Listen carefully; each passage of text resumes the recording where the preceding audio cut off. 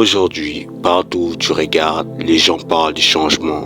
Changement des pays, changement des systèmes, changement des gouvernements, changement des vies. Sur les réseaux, dans les discussions, dans les familles, dans la rue, tout le monde dit que ça doit changer. Mais quand on regarde de plus près, quelque chose ne colle pas. Parce que malgré toutes ces paroles, les mêmes habitudes restent, le même peur, le même excuse, le même attente.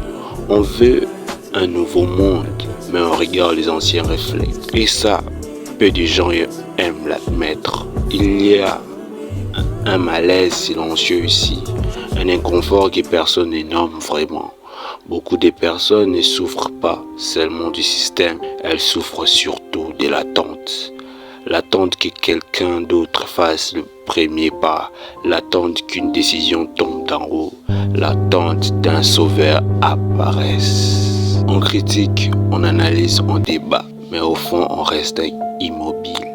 Et ce n'est pas parce que les gens sont paresseux, c'est parce que le changement fait peur quand il devient personnel. Puis vient un moment de lucidité, un moment rare, que c'est lui où l'on comprend que le vrai changement n'est pas collectif au départ, il est individuel.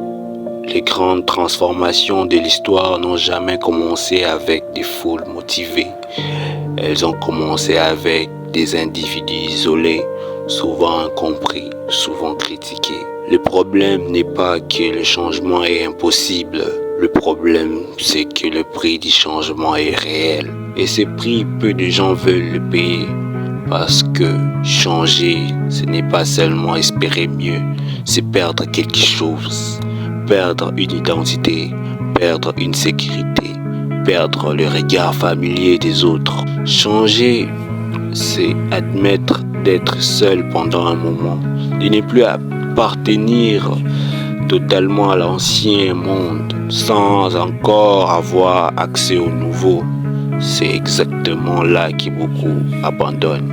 Alors imagine une autre manière de voir les choses. Et si les changements n'étaient pas un événement, mais un processus silencieux?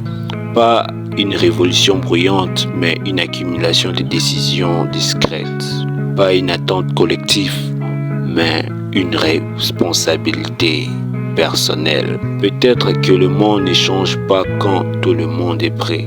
Peut-être qu'il change quand quelqu'un accepte d'être en avance et d'en payer les prix. Et la vraie question n'est peut-être pas quand est-ce que le monde va changer, mais plutôt qu'est-ce que je suis prêt à perdre pour que quelque chose change vraiment.